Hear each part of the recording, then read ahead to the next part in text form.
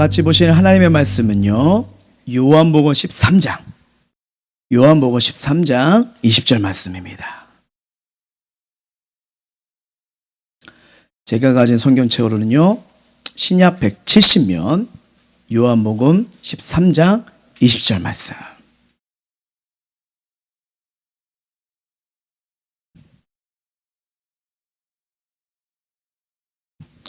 다 찾은 줄 알고 우리 다 같이 합독하도록 하겠습니다. 시작. 내가 진실로 너에게 이르노니 내가 보낸 자를 영접하는 자는 나를 영접하는 것이요 나를 영접하는 자는 나를 보내신 이를 영접하시는 것이니라. 아멘. 우리 다 같이 믿음의 선포하도록 하겠습니다. 시작. 나는 하나님의 살아계심을 믿습니다. 나는 하나님 바라보며 다시 도전합니다. 나는 하나님이 쓰시는 위대한 믿음의 사람입니다. 무엇이든 믿음대로 됩니다. 믿음 있는 우리에 반드시 기적은 일어납니다. 예수가 길이고 답이다. 아멘. 우리 성전 건축 기도 제목 기도하는 마음으로 함께 하도록 하겠습니다. 시작. 십자가 보혈로의 천하의 못생 교회를 세우시고 때가 되어 약속의 땅으로 이전하여 건축하는 복을 주시는 하나님께 감사와 영광을 올려드립니다. 우리 교회를 통해 전함과 아산의 영혼들을 구원하여 주시고 다음 세대의 소망을 세우는 축복의 현장 예수님 만나는 길목이 되게 하소서. 온전히 기도로 세워지는 성전이 되게 하시고 민원이 없도록 모든 주민들의 마음에 은혜를 주시고 교회 안팎으로 건축을 방해하는 이들이 없도록 목사님과 성도들이 한마음 한믿음 한 언어 한 순조로 하나 되게 하시며 주의 일에 걸림돌이 없도록 방해하는 어둠의 세력은 예수 이름으로 떠나가게 하소서. 시공사인 사락다리를 축복해 주시고 기쁨으로 주님의 성전을 먼저 생각하고 약속과 신뢰, 정직과 전문성, 차별화된 설계, 기능과 미학을 갖춘 완벽한 시공으로 행복생 교회를 건축할 수 있도록 하나님의 불꽃 같은 눈으로 지켜주시며 공사의 안정과 주변의 여건과 모든 일정에 차질이 없도록 인도하사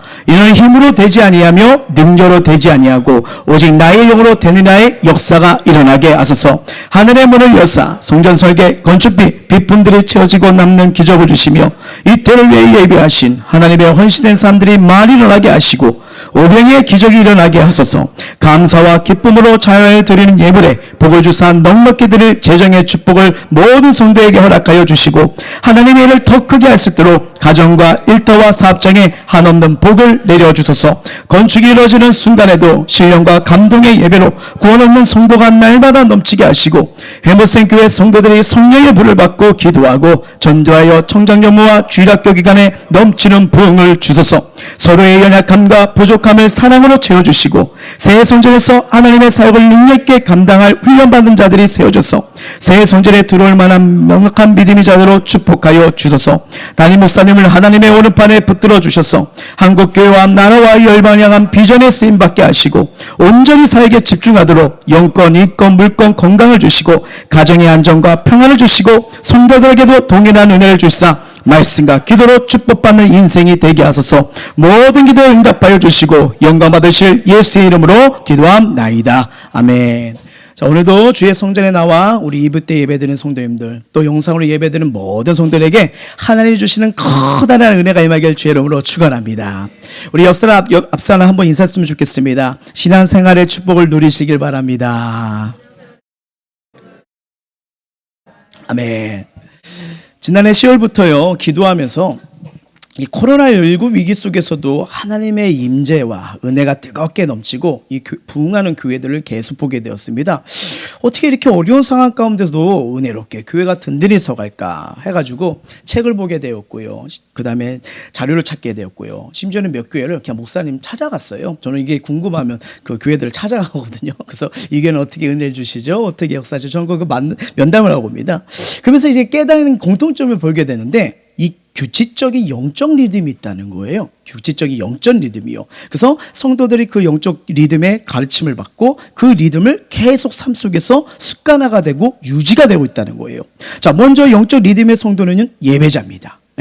예배를 통해서 하나님을 깊이 만나고요. 하나님의 사랑과 축복을 받게 될 줄 믿습니다. 그리고 계속 기도 생활을 유지하는 거예요. 그러면서 주님의 은혜를 공급받고요. 이 주님의 몸된 교회를 사랑하고 섬김과 봉사의 방법으로 이 영적 삶의 질서가 흐트러지지 않고 있다는 것을 발견해야 되었습니다. 그러다 보니까 이 공통점이 뭐냐면 행복한 신앙생활을 계속하는 그들의 간증과 그들의 모습을 보게 되는 거죠. 그래서 계속 고민하면서요, 기도하면서 책을 보면서 또 뭐 뵐 수 있는 분도 있지만 너무 사역이 바쁘고 또 대형교회 목사님도 제가 함부로 만날 수가 없잖아요. 그러면서 기도하면서 이렇게 했는데 이 5가지의 신앙의 축복의 원리를 발견하게 되더라고요. 그러면서 하나님께서 주신 마음으로 그 신앙생활 축복 시리즈 12월 달부터 이제 계속돼서 이제 오늘의 마지막 시간에 오게 되는데, 여러분 기억나십니까? 첫 번째 축복이요, 주일 성수의 축복이었습니다. 그렇죠? 그 다음에 새벽 기도의 축복이 있었고요. 그 다음에 교회 사랑의 축복, 11조의 축복, 그 다음에 오늘 마지막에 뭐냐면 목회자는 복의 통로라는 이 축복의 시작으로, 그래서 오늘 5번째 시리즈를 이제 마치고자 합니다. 여러분 알다시피요, 그 피겨 요정 딱 하면 누가 떠오르죠? 다 아시네요. 더 아시네요. 알다시피 피겨의 여왕 이 김연아가 선수가요, 오늘 자기가 이렇게 했던 인물로 3명을 뽑은 것을 보게 되었습니다. 첫째가 누구냐면 유정현 초등학교 피겨교체 선생이래요.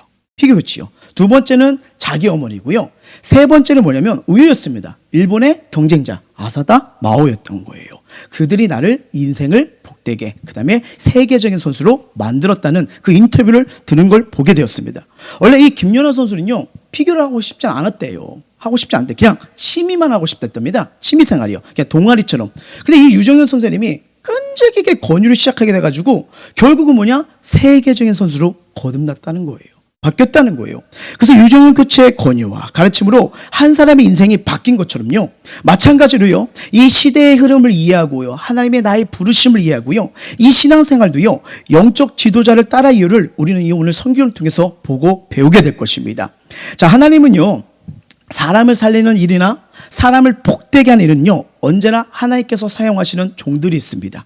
그래서 많은 사람을 복되게 하고 회복시키기 위해서는요, 하나님은 지도자를 세워가시고요, 그 지도자를 사용하십니다. 자, 성경 말씀이 곳곳에 이걸 증거하죠. 자, 누가복음 먼저 가보도록 할게요. 시작. 내가 참으로 너에게 이르노니 엘리야 시대에 하늘이 3년 6개월 닫히어 온 땅에 큰 흉년이 들었을 때 이스라엘 많은 과부가 있었으되 엘리야가 그중 한 사람에게도 보내심을 받지 않고 오직 시돈 땅에 있는 사렙대의 한 과부에게 뿐이었으며. 자, 엘리야를 통해서 지금 누구를 살리시죠? 사렙대와 과부를 살리는 걸 우리가 알고 있습니다. 자, 그리고 하나님께서요, 이방인들이 많은 이 사마리아인들을 살리기 위해서 누구를 통해 역사하실까요? 사도행전 8장입니다. 시작. 빌립이 사마리아 성에 내려가 그리스도를 백성에게 전파하니 무리가 빌립의 말을 듣고 행하는 표적도 보고 한 마음으로 그가 하는 말을 따르더라. 많은 사람에게 붙었던 더러운 계시들이 크게 소리를 지르며 나가고 또 많은 중풍병자와 못 걷는 사람이 나오니 그 성에 큰 기쁨이 있더라. 자, 그리고요, 고넬료와 이방인들을 그들을 살리려고 할 때, 회복시키려고 할 때 하나님은 또 누구를 사용하십니까? 10장입니다. 시작. 베드로가 이 말을 할 때 성령이 말씀 듣는 모든 사람에게 내려오시니 베드로와 함께 온 할례받은 신자들이 이방인들에게로 성령 부어 주심으로 말미암아 놀라니. 아멘. 알다시피 이 시대는요, 현대주의로 포스트 모던 시대라고 합니다. 그래서 이 시대의 특징은요, 사람들이 권위를 인정하지 않는 시대예요. 그래서 마치 그 사사기를 보면 이 말씀이 제일 많이 나오지 않습니까? 그때 이스라엘 왕이 없으므로 사람이 각각 자기의 소견에 오른 대로 행하였더라. 그래서 백성은 왕을 인정하지 않고요, 학생은 지금 선생님들을 인정하지 않아요. 심지어는 안타깝게도 이 가족 구성 안에서도 부모님을 인정하지 않아서 막 폭력이 일어나고 살인이 일어나는 것을 우리가 흔히 보면서 얼마나 마음이 아픕니까? 이와 같은 시대 흐름 속에서 이 마찬가지예요. 교회도 영적 지도자를 인정하기 싫어하는 이 흐름과 분위기가 시대가 되었다는 겁니다. 그래서 우리 시대가 꼭 붙잡아야 할 원리는요, 저와 여러분을 회복시키기 위해서 하나님은 영적 지도자를 세워 가신다는 사실이고요, 그 영적 지도자를 따름으로 회복의 경험과 풍성한 은혜가 반드시 임함을 믿으시길 바랍니다. 자, 모세 시대의 모세를 따르지 않은 것은 곧 하나님을 따르지 않은 것이었죠. 여호수아 시대 때 여호수아를 거부하는 것은 하나님을 거부하고 있다는 것을 우리가 성경을 통해서 알잖아요. 오늘 이 시대도 마찬가지예요. 사단은 오늘날 이 시대의 흐름을 이용해서 권위를 부정하게 하고 무질서 함정으로 인류를 몰아넣고 하고 있습니다. 그러다 보니까 이 성경을 통해서 깨닫게 된 거는 이거 깨어 있어야 되는구나. 깨어 있으라 이걸 발견해낸 거예요. 영적 지도자의 관계에 성도분들의 모든 것이 달려 있다고 해도 이거는 과언이 아닙니다. 사람은요, 좋은 영적 지도자를 만나면 살아납니다. 회복됩니다. 그 인생이 멋지게 피어납니다. 우리는 살아가면서요, 영적 지도자와 관계가 좋지 않은 자가 행복한 것을 혹시 보신 적이 있으십니까? 사단은요, 우리 영혼을 도둑질하고 죽이고 멸망시키려고 영적 지도자를 오해하게 하고 부정적인 눈으로 보게 하여 무시하게 만들 것입니다. 왜 그럴까요? 그래야 저와 여러분의 영혼을 도둑질할 수 있게 하거든요. 예. 도둑질할 수 있기 때문에. 이것이 바로 우리가 신앙생활을 통해 받을 수 있는 영적 축복의 원리이기 때문에 어둠이 아는 거예요. 그래서 예수님께서도 이 점을 제자들을 보내면서 이렇게 말씀하십니다. 자, 마태복음 10장 40절이에요. 시작.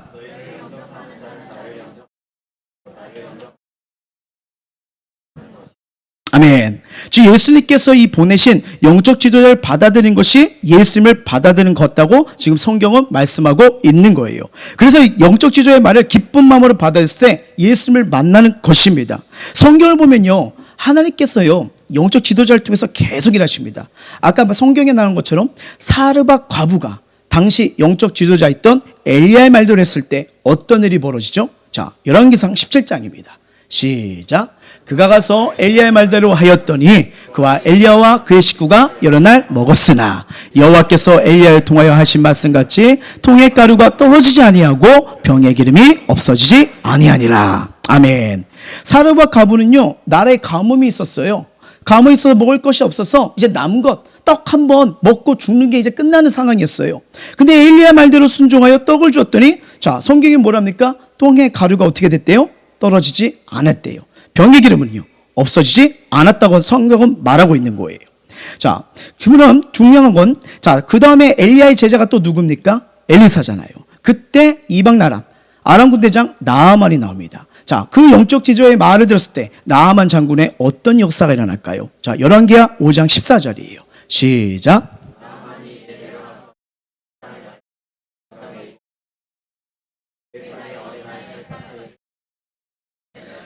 문둥병이 치유되는 병고침의 역사가 일어난 줄 믿습니다. 또한 성경을 보면요, 알다시피 훌륭한 영적 지도자도 있는데 또 연약하고 문제가 있는 영적 지도자도 있어요. 알다시피 사무엘서에 나오는 제사장 엘리입니다. 엘리요. 근데 엘리의 말이라도 하나님이 어떻게 역사하시는지 한번 말씀을 보시길 바랍니다. 사무엘상이에요.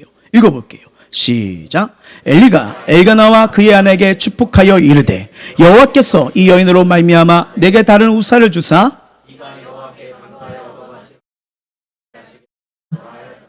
그들이 자기 집으로 돌아가매 여호와께서 한나를 돌보시사 그로 하여금 임신하여 세 아들과 두 딸을 낳게 하셨고 아이 사무엘은 여호와 앞에서 자라니라. 아멘. 자, 엘리 제사장을 통해서요, 하나님의 일을 성취하시고 기도하는 한나에게 세 아들과 두 딸을 더 낳게 하는 축복을 주십니다.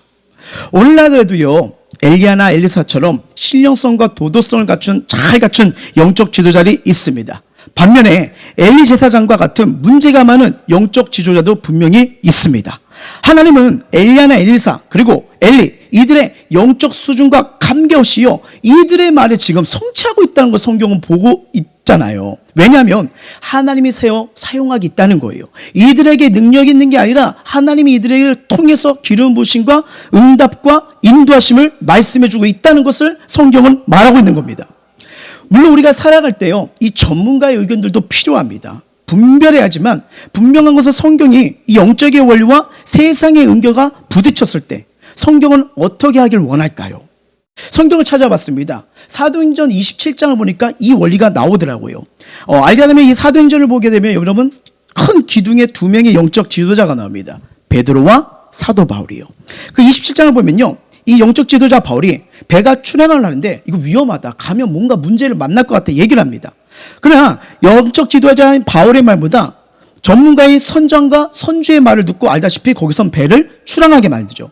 자, 저와 여러분이요, 그 배에 탔다는 심정으로 생각하면서요, 이 말씀 한번 보길 원합니다. 자, 사도행전 27장 14, 15절이에요. 시작.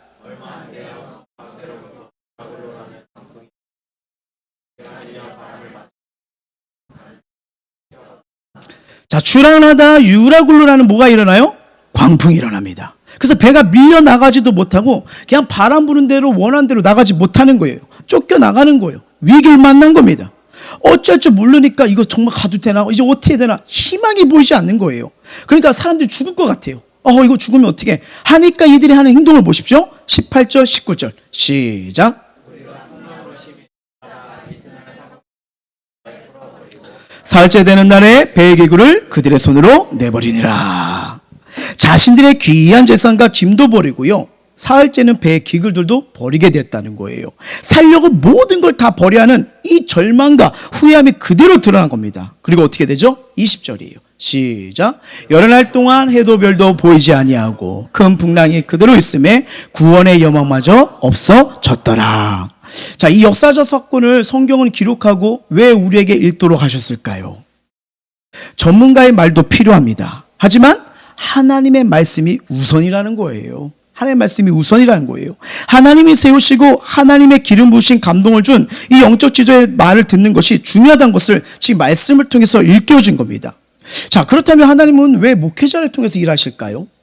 그리고 왜 하나님께서는 목회자를 통해서 축복이 흘러가게 하시고, 그리고 어떤 마음가짐과 어떤 삶이 됐을 때 이 축복을 받을 수가 있는 걸까요? 오늘 이 성경을 통해서 왜 우리가 복을 받아야 되는지, 왜 목회자가 통로인지 말씀을 통해서 깨닫길 원합니다. 첫 번째는요, 하나님께서 세우신 교회의 감독자임을 인정하셔야 됩니다.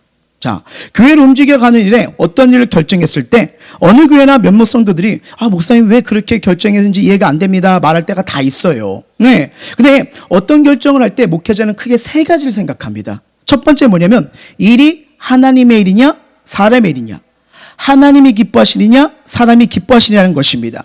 왜냐하면 겉으로는 우리는 연약하기 때문에 하나님 일이라고 말하지만 속을 들어보면 이 사람의 일인 경우가 많기 때문인 거예요. 그래서 이걸 신중히 살필 수 있는 게 이게 정말 신중합니다. 오직 하나님께만 영광 받으시는 일이 나와야 되니까요. 두 번째는 이 일이 우리 교회에 어떤 유익이 될 수 있느냐 이거예요. 이 일이 어떻게 우리 교회에 일이 될 수 있느냐. 예. 그리고 더 나아가서 성도들에게 어떤 열매가 맺으냐, 여기까지 생각을 해야 됩니다. 세 번째는 뭐냐면, 이건 목회자의 사람마다 다르겠지만 이 일을 위해 내가 목숨을 걸 수 있느냐, 인생을 바칠 수 있느냐, 바로 여기까지 가야 되는 거예요. 이 기준을 가지고 작전기도 들어가는 겁니다. 또 기도하고 나가는 거예요. 저희도 부족하지만 계속 기도하는 게 뭐예요? 또 뭐라 할까요? 작년 6월부터 또 기도하고 끝나고 또 기도하고, 누가 그러더라고요. 도대체 작전기도는 언제 끝나냐고. 어쩔 수 없어요. 응답받을 때까지 가야 됩니다. 왜? 하나님 은혜가 아니면 안 되니까요. 계속 기도할 수밖에 없는 거예요. 하면서 기도에도 연약한데 하나님의 뜻을 최대한 찾도록, 하나님의 뜻을 의지하도록 갈 수 있는 거는요, 전 말씀 기도밖에 없다고 저는 확실히 믿습니다. 예, 그렇게 가려고 몸부림치는 거예요. 그림을 결정하는 거예요. 그러므로 개인이든 성도들 가정의 일이든 교회의 일이든 나라든 간에 이게 목사가 어떤 결정을 내리고 강단에서 말할 때는 이게 개인적 감정이 아닌 거예요. 왜? 개인적 사역이 아니기 때문에 그래서 담대하게 말할 수 있고요, 하나님 뜻이게 담대히 이끌어 나갈 수 있는 것입니다. 성도들은 목사가 기도하면서 성령님의 요구에 순종하며 내린 결정을 알면요, 이게 인정해 주시는 게 정말 필요한 거죠. 교회를 세우시고 이끌도록 하나님은요, 목사를 교회의 감독자로 세우십니다. 우리가 이 땅에서 신앙생활을 하며 내 신앙의 문제, 내 영혼의 문제를 목사에게 맡겼다면 목사가 교회를 운영하는 일도로 또 믿어줘야 되는 것도 중요하기 때문에요. 그저 자기 입장에서 한 분을 보고 오해하거나 판단해서는 안 된다는 거. 왜? 성경이 이걸 말해요. 자, 사도행전 20장 28절입니다. 시작. 여러분은 자기를 위하여 또는 온 양떼를 위하여 삼가라. 성령이 그들 가운데 여러분을 감독자로 삼고 하나님이 자기 피로 사신 교회를 보살피게 하셨느니라. 아멘. 그래서 이 목사들은 그래서 이 기도를 많이 해야 됩니다. 영의 눈을 열려다고 이 길을 많이 해야 돼요. 왜냐하면 그래야 성도들을 살리고 교회를 살릴 수 있는 이 길을 갈 수밖에 없기 때문에 인간의 힘으로 하지 못해요. 그래서 우리 성도님들에게도 저를 위해서 자꾸 기도 요청을 하는 게 바로 그런 겁니다. 교회를 하나님 뜻 가운데 이끌려면요, 그럴 수밖에 없는 거예요. 어떻게 보면 성도님들도 보는 거랑 목사가 눈이 정말 똑같은 것도 있지만 다를 수도 있다는 거예요. 먼저 유익을 볼 수 있지만 근데 목사는 교회랑 연결되기 때문에 교회의 유익 쪽을 볼 수밖에 없습니다. 어떤 게 더 교회를 살릴까? 그리고 1년 뒤, 3년 뒤, 5년 뒤 이것이 통해서 어떤 열매가 될까? 그러면 이것이 정말 성경의 기준대로 가는 걸까? 몸부림칠 수밖에 없는 거예요. 그러다 보니까 교회의 실질적인 유익을 먼저 생각하기 때문에 어떨 때는 보면 성도님들을 칭찬할 때도 있고요. 어떨 때는 책망할 때도 있습니다. 특별히 책망할 때는 깊이 생각하고 책망할 수밖에 없는 거예요. 비록 한 사람이 어려움을 당한다 해도요, 여러 사람의 유익이 있는 일이라면 그 일을 결정해서 또 진행해야 됩니다. 그렇다고 일일이 성도에게 다 왜 그런 결정을 했는지 설명하기도 쉽지가 않은 거예요. 설명하다 보면 또 다른 생각들이 있기 때문에 또 오해가 생기고 비판이 나오기 때문에, 그래서 성도들이 목사가 어떤 생각을 가지고 일을 처리했다면 목사님의 그 기도와 생각이 있다는 것을 꼭 기억해 주시길 바랍니다. 사람들은요, 이 땅에서 한 줌의 흙으로 돌아갈 육신이 먹고 사는 사업을 할 때도요, 온갖 계획을 철저히 세우고 투자하고 몸과 마음을 시간을 맞춰서 인생을 성공하기 위해서 최선을 다하잖아요. 그런데 여러분, 삶도 그런데 영원히 살아야 할 영원한 천국을 이끄는 이 신령한 사업을 위해서는 얼마나 더 전력을 쏟아야 될까요?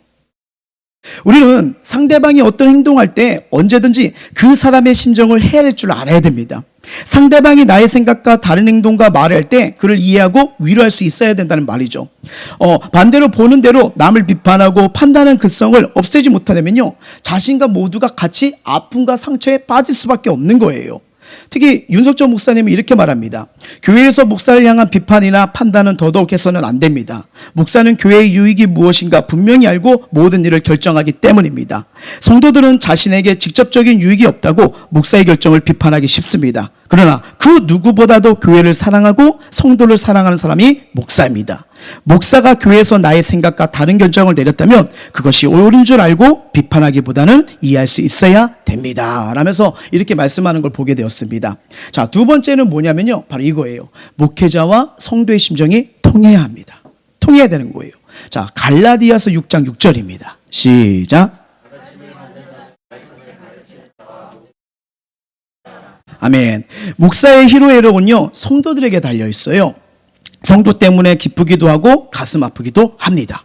목사는 오직 성도들이 하나님의 말씀대로 살기로 바라며 이게 성도들의 영혼을 관리하게 존재하는 것 뿐이에요. 예. 근데 그때 어떤 분들은 목사가 자기의 사생활까지 간섭하고 말할 수 있습니다. 근데 어떻게든 성도들이 죄를 길고 주님 뜻대로 살게 만드는 게 목자의 사명 아닙니까? 그래서 어느 부분에는 사생활에 간섭할 수 있는 부분도 있어요. 자, 무슨 말이냐면요, 한번 생각해 보세요. 인간의 눈으로 바라볼 때는 부부간에 싸우는 거랑 지극히 사적인 부부생활 맞아요. 근데 계속 그렇게 이어지면 성경은요, 분명히 말하더군요. 남편들아, 아내 사랑하기를 그리스도께서 교회를 사랑하시고 위하여 자신을 주신같이 하라 했으며 아내들이야 자기 남편에게 복종하기를 주께 하라 분명히 말씀했기 때문에 계속 이것이 화목이 이루어진다면 성도님, 부부간에 이런 거는 말씀대로 가셔야 됩니다. 주님이 이렇게 하셔야 돼요. 권면할 수 있을까요? 없을까요? 있겠죠. 말씀이니까요. 자, 하나님 말씀대로 살지 않을 때 결과를 뻔히 알면서 방관하는 건 옳지 않은 거잖아요. 만약에 여러분 자녀가 잘못했을 때 야단칠 수 있는 거죠. 목사도 성도 가정에 불순종한 자녀에 자녀들아 너희 부모를 주안해서 순종하라 이거잖아. 왜 부모님한테 그렇게 하면 부모님 마음 아프지? 말할 수 있을까요? 없을까요? 말할 수 있는 거죠. 예. 우리의 모든 생활은 다 어디에 속해 있을까요? 하나님께 속해 있기 때문입니다. 하나님께요. 일상생활에서 벌어지는 모든 일이 사생활 같지만요, 그것은 또 영적인 문제와 관련이 있고요, 결국은 하나님 앞에 사는 생활이고 나중에 하나님 앞에서 다 드러나고 그대로 그들 행위대로 갚으신 하나님 앞에 설 수밖에 없는 그 날이 오기 때문입니다.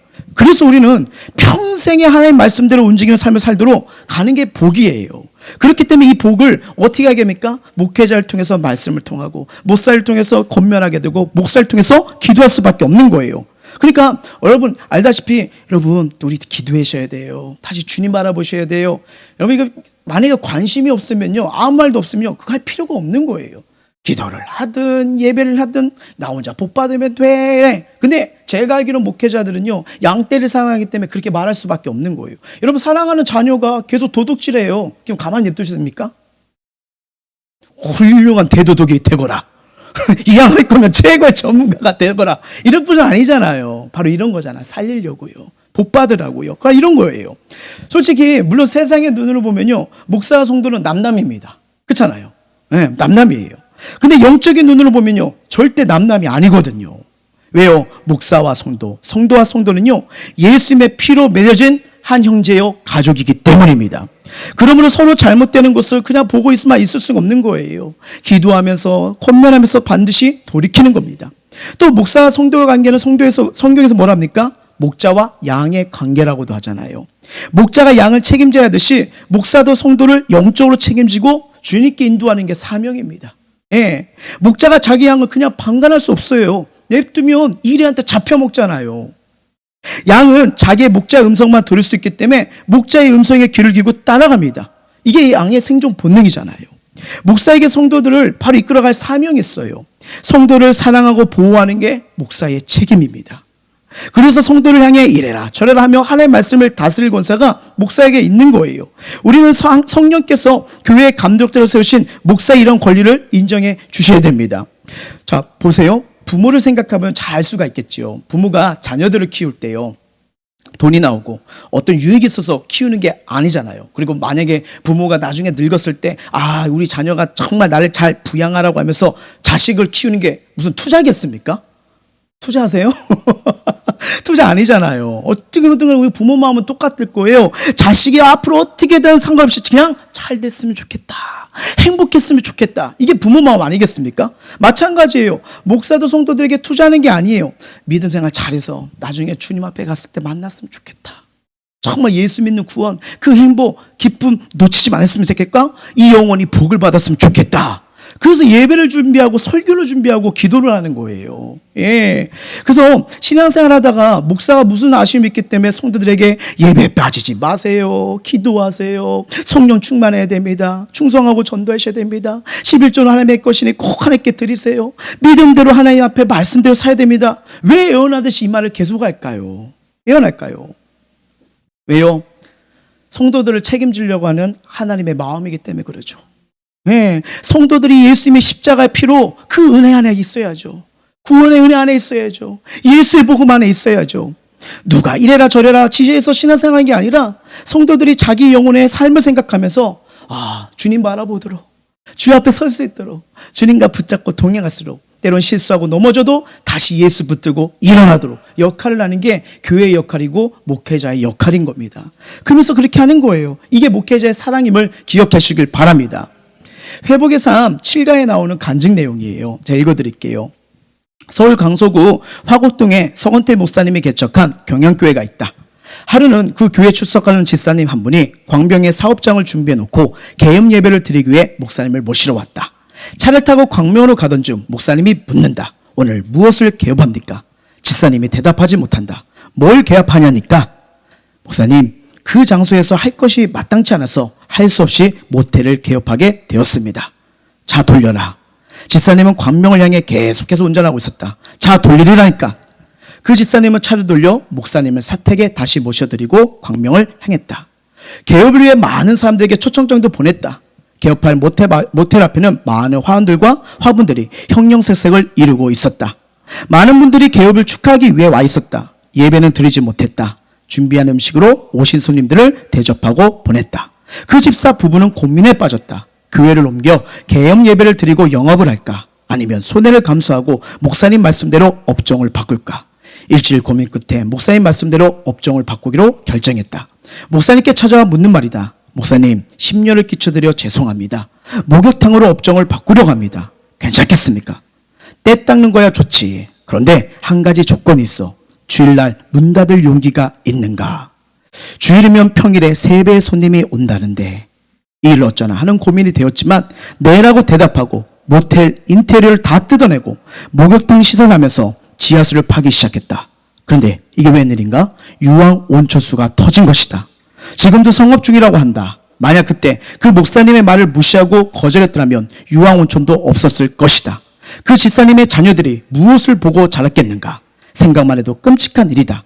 옛말에 이런 말이 있다. 어른말을 들으면 자다가도 떡이 생긴다. 이건 떡이 아니라 자다가 온천수가 터졌다. 할렐루야. 우리는요, 자기 잘못을 숨기고 넘어가서는 안 돼요. 하나님 앞에서 잘못한 것은 죄고 죄값은 우리가 꼭 치러야 된다는 것을 예수님이 십자가의 죽으심으로 보여주지 않으셨습니까? 분명히 해결하고 넘어가야 됩니다. 설교는요, 성도님들을 그렇게 만들어주는 거예요. 예수 안에 살도록, 예수가 주시는 축복으로, 예수 이끄시는 글로요. 그래서 예수께서 나를 위해 죽으시고 풀리셨다. 그러니까 우리는 내가 주인이 되어서는 안 된다. 주인이 따라가야 된다. 그 믿음 안에 확고히 세운 자만이 잘못을 당해도요, 아, 내가 고쳐야지. 맞다. 내 사랑하신 주님이 나를 살리고 나에게 이렇게 말씀하셨지 하면서 받아들이게 되는 거예요. 자, 성경은 분명히 말합니다. 잠언서 28장 13절이에요. 시작.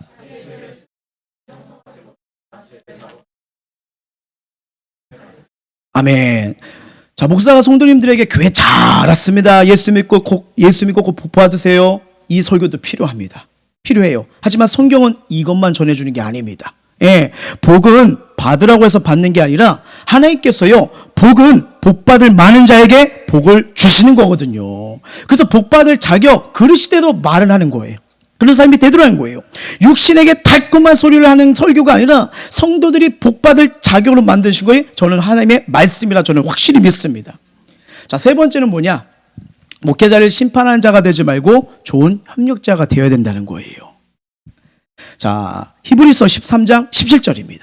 시작. 너희를 인도하는 자들에게 순종하고 복종하라. 그들은 너희 영혼을 위하여 경성하기를 자신들이 청사한 전과 같이 하느니라. 그들로 하여금 즐거움으로 이것을 하고 근심으로 하게 하지 말라. 그렇지 않으면 너희에게 유익이 없느니라. 아멘. 성도는 목회자에게 좋은 협력자가 된다는 것을 얘기를 합니다. 복음을 위해 협력하면요, 하나님이 사랑하시고 복을 내려주신다는 거죠. 이거는 기복신앙을 말하는 게 아니에요. 영적인 원리를 말씀드리는 겁니다. 예. 목회자의 사역에 협력하니까 목회자의 마음이 기쁠 수밖에 없고, 그러니까 그 사람을 위해 더 간절히 기도할 수밖에 없는 거죠. 목회자에게 또 마음을 주니까 뭐예요? 설교를 들어도 은혜를 수밖에 없는 거예요. 설교의 은혜를 받으니까 뭐예요? 영혼이 살아나죠. 영혼이 살아나니까 성경들은 뭐예요? 범사가 풀리기 시작하는 겁니다. 예. 영혼이 살아나면요, 하늘도 효율적으로 잘 될 수밖에 없어요. 창조적인 지혜가 오죠. 남들이 못하는 은혜가 오죠. 이런 은혜가 영적인 신령한 복을 익힐 수가 있는 거예요. 어느 교회나 사역을 하다 보면요, 이를 시키기가 부담스러운 성도들이 있을 수 있습니다. 어쩔 수 없이 시키긴 하지만 시키는 것도 어렵고, 시키고 나면 이런저런 부작용이 일어나기도 합니다. 그러니 차라리 일을 시키지 않는 편이 낫다는 생각이 들 수도 있겠지요. 근데 어떤 일을 시켜도 마음 편한 성도가 있어요. 일을 시키면 늘 했습니다. 때때로 좀 과분한 일이고 부담스러운 일인데도요, 목사님 말씀하니 순종했습니다 하면 최선 다하는 거예요. 예수님은요, 이 팔복산에서요, 무리와 제자들 보는 가운데서 천국 시민이 어떻게 살아할지를 선포합니다. 자, 마태복음 7장 1절부터 5절까지예요. 시작.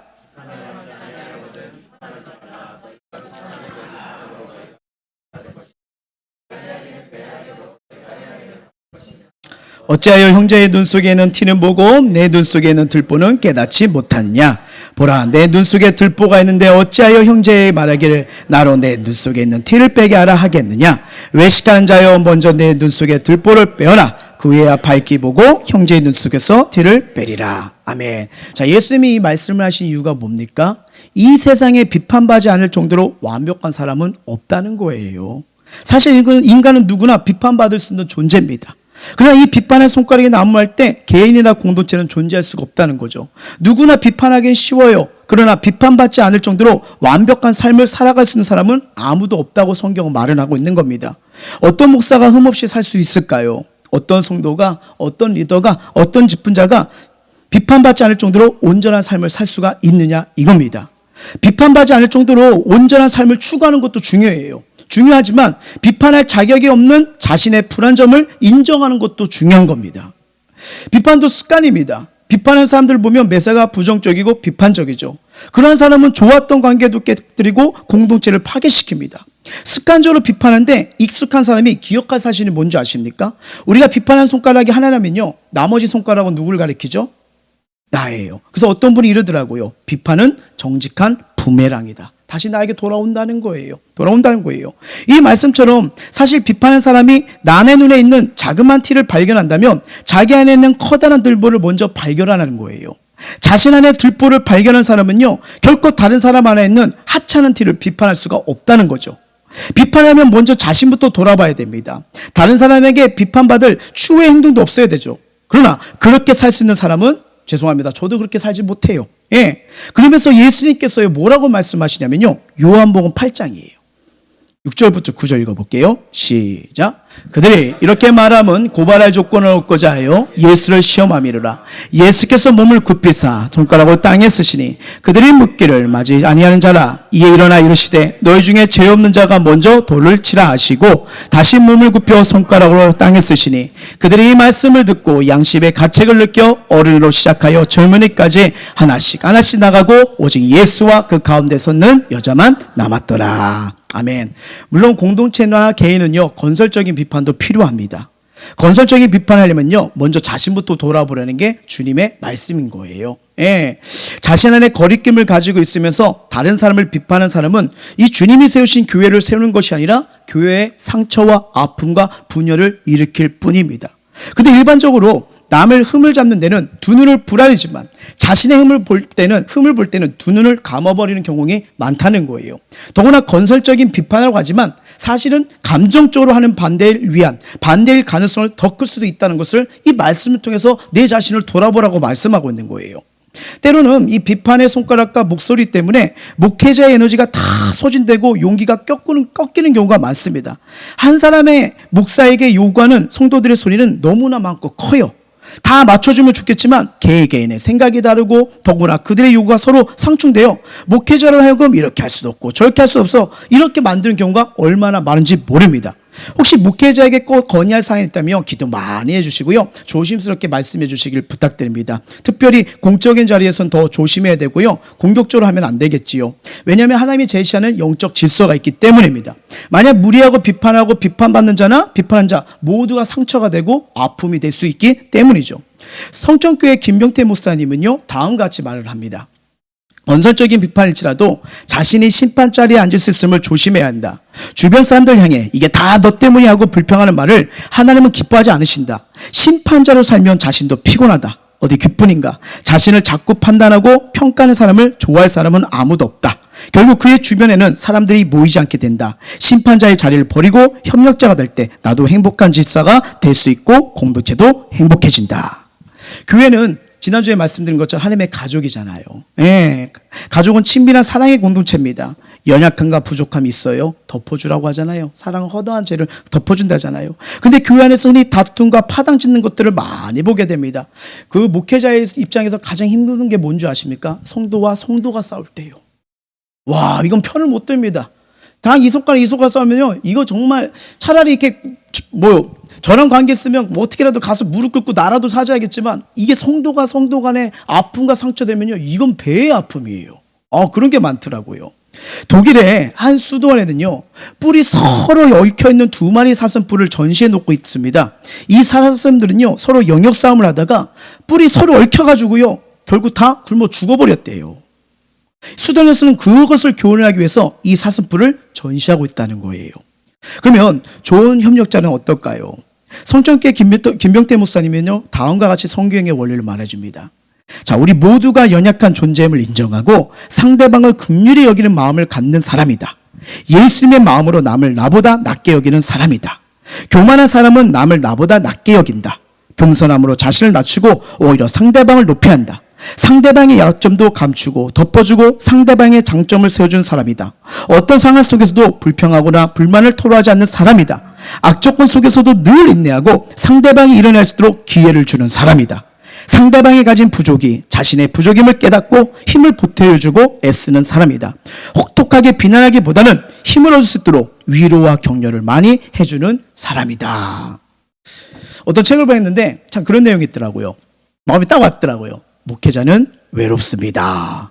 마음에 있는 아픔을 누구에게 털어놓지를 못해요.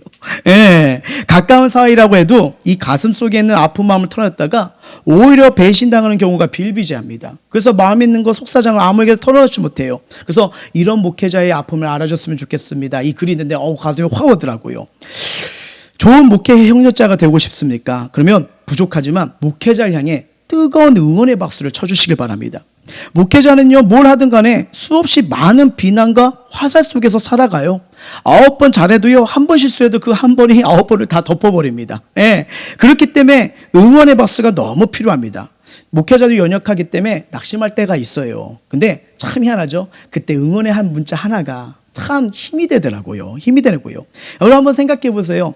한 사람을 나무 꼭대기에 세워서 내려와봐 하는데 막 여러 사람들이 막 흔들기 시작하는 거예요. 나무를 막 흔들어낸 거예요. 그러면 올라갔던 사람은요, 아무것도 할 수 없어요. 두려움과 공포 속에서 결국 어떻게 해요? 그냥 포기하고 내려올 수밖에 없는 거겠죠. 네. 근데 나무 꼭대기에 올라간 사람 힘을 낼 수 있도록 응원과 함성과 우레 같은 박수를 한번 쳐보세요. 영웅으로 탄생할 겁니다. 영웅으로요. 겁쟁이를 만들 것인가 영웅으로 만들 건가, 이거는 우리의 응원과 함성과 박수에 달려있는 거예요. 자, 그러면 어떻게 해야 심판자가 아니라 좋은 협력자가 됐을까? 성경을 막 찾아봤습니다. 근데 마가복음의 말씀이 있는 게 확 들어오는 거예요. 자, 한번 읽어볼게요. 시작.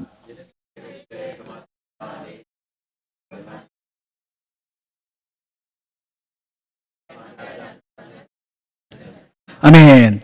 예수를 따르는 자는요, 예수의 일을 방해하지 않아요. 그러나 주님이 하신 일을 반대하는 인생은 불행해질 수밖에 없겠지요. 그러나 주님의 일을 반대하지 않을 정도의 일꾼도 있습니다. 그러나 주님이 원하신 것은 주님의 일, 하나님 나라의 사역에 적극적으로 함께하기 원하시는 게 주님의 마음이잖아요. 그렇다면 심판자가 아닌 좋은 성도, 좋은 협력자가 되려면 어떻게 될까? 첫 번째, 좋은 협력자는요, 목사의 비전을 적극적으로 도웁니다. 예, 좋은 성도, 좋은 교회라는 책이라는 것을 4권을 이렇게 살펴서 쭉 봤었어요. 사례도 봐야 되고 막 이렇게 되는데, 이 공통적으로 나오는 게 뭐냐면, 첫 번째, 좋은 협력자는 목사의 비전을 적극 도운다는 거예요. 매사에 목사 편이 되어 있는 성도가 있는가 하면 매사의 반대편에 서는 성도도 있습니다. 하지만 하나님은요, 그리스도의 모임 교회를 위해 목회자를 세우고 하나님의 비전을 이루어 가십니다. 성도는 그 일에 하나가 되어야죠. 목회자가 진리에 벗어나지 않는다면 목회자가 하는 일에 적극적으로 협조해야 된다는 거예요. 자기 이권이나 감정 때문에 의도적으로 목사가 하는 일을 반대하지 말아야 된다는 거죠. 어떤 일을 추진하고 할 때 자기 주장에 충실히 하지 말고 목회자의 비전에 협력해야 됩니다. 왜냐하면 이런 말 있잖아요. 사공이 많으면 배가 어디로 간다고요? 산으로 가는 법. 그래서 거기서 나오는 책이 어떻게 목회자가 교인들의 입맛을 다 맞출 수가 있는가.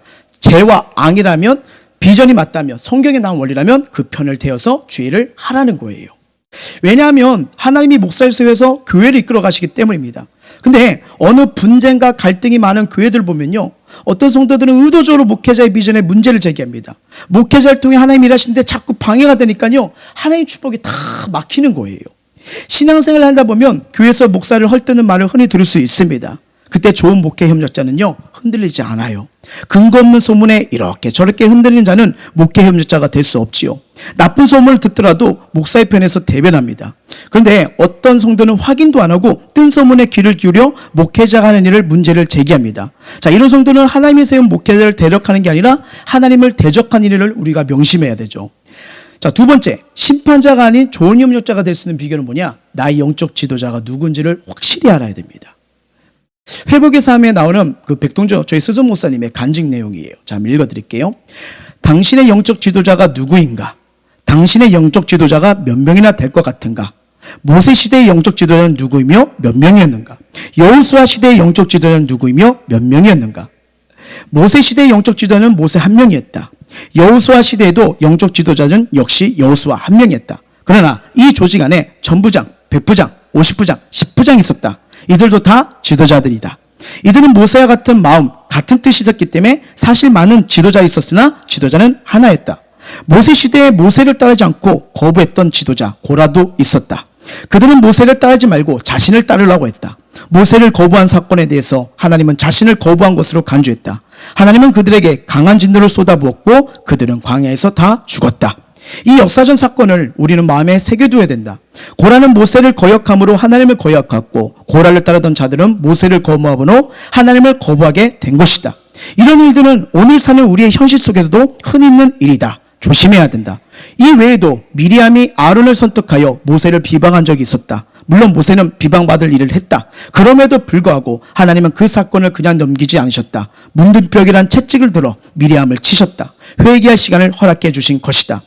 오순절 사건 이후 아나니아와 삽비라가 영적 지도자를 속인 일을 있을 때에도 하나님은 그 사건을 가볍게 처리하지 않으셨다. 왜 그랬을까? 우리는 마음에 새겨야 된다. 내가 섬기는 교회 안에도 상머슴인 담임 목사가 있고, 부교역자가 섬기는 중머슴인 교구직이, 장로가 섬기는 지체직이, 성도들이 섬기는 셀직이가 있다. 상머슴 혼자 많은 영혼을 감당할 수 없기 때문에 같은 마음과 같은 뜻으로 동역할 몸의 지체와 같이 여러 지도자를 세워주신 것이다. 그러므로 상머슴은 교회의 머리신 예수님이 이끄신 대로 교회와 영혼들을 섬겨야 된다. 그리고 중머슴된 지도자들은 상머슴과 같은 마음과 같은 뜻으로 교회와 성도들을 섬겨야 된다. 이렇게 되면 한 교회 안에 많은 지도자가 있지만 사실 한 지도자가 있는 것과 마찬가지다.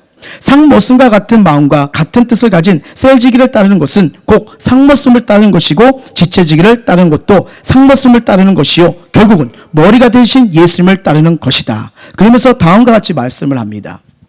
셀지기, 지체지기, 교구직의 뜻과 말이 상머슴과 다른 경우에 혹 있을 수도 있다. 이런 경우에 누구를 따라야 되는가? 갈등이 생길 것이다. 이런 경우에는 무조건 원칙을 따르면 된다. 원칙대로 하면 누구를 따라야 될까? 당신의 영혼을 누구에게 맡겼는가? 담임 목사이다.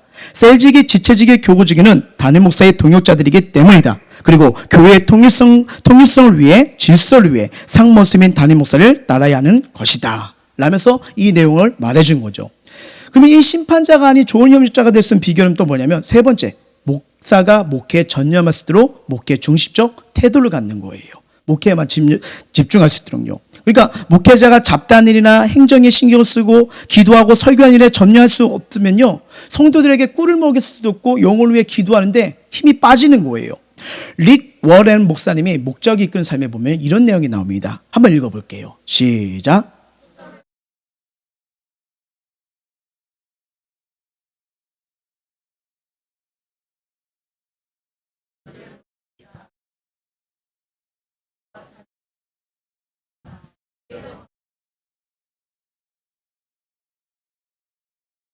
아멘. 빛이 한 군데를 모여야 강력한 힘을 발휘한 것처럼요, 목회도 마찬가지예요. 그래서 잡다한 일과 행정은 신실하고 성령 충만자들에게 세워 목회자는 말씀과 기도의 전문으로 교회에서도 도와주기 때문입니다. 그래야 성도들이 영혼의 말씀, 목사의 기도의 축복을 누릴 수가 있기 때문이에요. 성경이 이걸 말합니다. 사도행전 6장 가볼게요.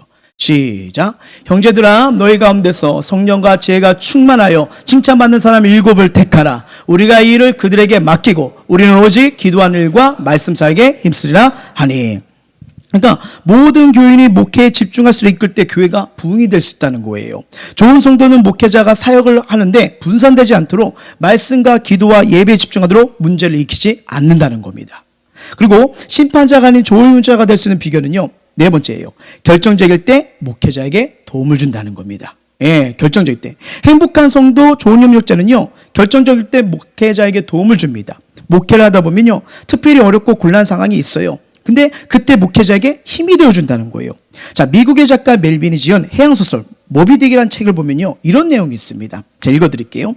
사람들은 포경선을 타고 고래를 쫓고 있었다. 선원들은 세찬 바다를 이기기 위해 안간힘을 다해 노를 힘껏 저었다. 그런데 아무 일도 하지 않는 한 사람이 있었다. 그는 마냥 갑판에 앉아서 미동도 하지 않았다. 그는 바로 작살잡이였다. 그는 마냥 노는 것처럼 생각된다. 그러나 고래가 나타나면 결정적인 순간에 작살을 내려 꽂는다. 작살잡이는 아무 쓸모없이 놀기만 하는 비상적인 사람으로 생각이 든다. 그러나 그는 결정적일 때 아주 중요한 일을 하는 사람이다. 목회자에게도 이런 사람이 필요하다는 거예요. 평소에는 그렇게 두드러지지 않지만 어떤 위기의 순간이 되면, 어떤 큰일을 앞두면 꼭 필요한 일을 하는 사람이 된 겁니다. 성전교회 김병태 목사님이 이렇게 말을 하세요. 좋은 목회 협력자는 무슨 일이든지 목회자의 이름을 빛내고 자랑한다. 어떤 교회는 이 사람들에게 김치를 담가주고 선물 주면서 꼭 이렇게 말한다. 우리 교회 목사님이 선물을 갖다 드리라고 해서 가지고 왔어요. 불신자들은 교회가 도와주는 거예요 라고 하면 감동을 받지 않는다. 그런데 목사님이 갖다 드리려고 했어요 하면 감동을 받는다. 이웃 사람들에게 목사의 이미지를 좋게 만들어야 된다. 그래야 전도의 문이 열린다. 이 말씀처럼 심판자가 좋은 협력자가 되어 하나님 나라를 세울 수 있다는 거, 비결을 말씀드렸어요. 그러면 이제 다시 네 번째로요, 왜 하나님께서는 목회자를 통해서 축복해 갈까요? 바로 이겁니다. 복의 통로이기 때문이에요. 목회자에게 능력이 있다는 게 아니에요. 통로이기 때문입니다. 통로요. 자, 로마서 15장 29절 읽어볼게요. 시작. 내가 너희에게 나아갈 때 그리스도의 충만한 복을 가지고 갈 줄을 아노라. 충만한 복을 가지고 가는 거예요. 물론 여러분, 축복의 원천은 예수 그리스도이십니다. 예수님이에요. 하나님 아버지께서 하늘에 속한 모든 신령한 복과 이 땅에 누리는 기름진 복들을 예수 안에 주신 줄 믿으시길 바랍니다. 예. 그래서 예수 구주로 영접한 사람, 예수 그리스도 안에 있는 자가 만 가지 복을 받고요, 행함으로 받는 거예요. 그래서 이 같은 엄청난 복을 구원받은 하나님 자들에게 전달하는 통로가 누구냐면 바로 목회자는 거예요. 전달자예요. 전달자. 생명의 근원이요 축복의 원천이 되신 예수 그리스도와 성도 사이를 긴밀하게 연결해 주는 게 누구냐? 목회자잖아요. 목회자나요. 그러면 성도가 목회자의 관계가 삐뚤어지면 영적으로 어두워지고 힘을 잃게 되고 마비가 되는 경우도 있고요. 영적인 기능을 제대로 할 수가 없는 거예요. 그러니까 삶이 뭡니까? 기쁨과 평안이 없고 자꾸 괴로워질 수밖에 없는 거예요. 지금껏 이방 종교인들을 자신의 종교 지도자를 수시로 비방하고 끌어내리는 것을 거의 보지 못했습니다. 하지만 교회는 어느덧 이 잘못된 습관으로 그걸 당연시 여기면서요, 세상의 조직처럼 이끌려가는 잘못된 습관들이 스며들기 시작했어요. 때로 우리의 기준으로 상대방을 보게 되면 그래요, 다 틀린 겁니다. 다름을 인정하고 상대방을 향해 마음의 문을 열고 이해하려고 또 배우려고 하면요, 모든 사람 누구에나 배울 것이 있고요, 독특한 면이 누구에게 있다는 걸 이것도 우리는 아셔야 됩니다. 사람은 누구에게나 단점이 있는가 하면 장점도 있게 마련입니다. 근데 한 가지 단점을 봐가지고 10가지가 문제인 것처럼 무시해버리면요, 더 큰 것을 잃어버리는 거예요. 비록 목사가 많이 부족하지만 진리에서 벗어나지 않는다면 비전과 사역과 하나님의 종임을 인정하면서 나아가면요, 교회는 분명 행복해집니다. 네. 저는 여러 영적 지도자분들을 많이 만났어요. 그러다 보니까 깨달은 게 뭐냐면, 여태까지 그 섬겼던 목사님들 말에 제가 순종해서 손해본 적은 없습니다. 아마 저랑 신앙생활 지금 10년, 20년 한 분도 계실 텐데 제가 아마 목사님들에서 그렇게 말한 거 아마 한 번도 안 들으셨겠습니다. 왜? 언제나 축복이었거든요. 근데 참 이상한 게 있어요. 당시 상황에서는 꼭 내 생각이 없고 지도자의 생각이 틀린 것만 같다는 게 왜 안 될까요? 저도 마찬가지인데 이건 아닌데 하면서 그래도 지도자이기 때문에 순종할 때가 많았습니다. 근데 시간이 조금 흐르고 나면 영적 지도자의 말이 거의 틀리지 않았던 것을 삶을 통해서 깨달은 거예요.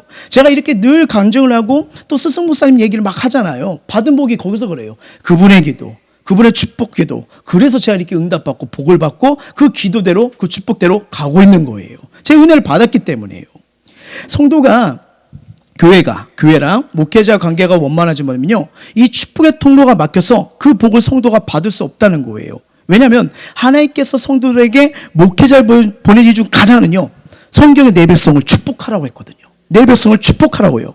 그래서 목회자의 축복 기도를 통해서 성도들이 복을 받고요, 여기서 끝나지 않아요. 성도들이 받은 은혜를 가정에 흘려보내고 자녀들에게 흘려보고 일터에 흘려보내는 거예요. 그래서 예수님이 목회자를 통해서 성도를 통해서 삶과 가정과 자녀들에게 흘려보낸 원리를 주신 거예요. 자, 제가 한 게 아닙니다. 성경을 보여드릴게요. 민수기입니다.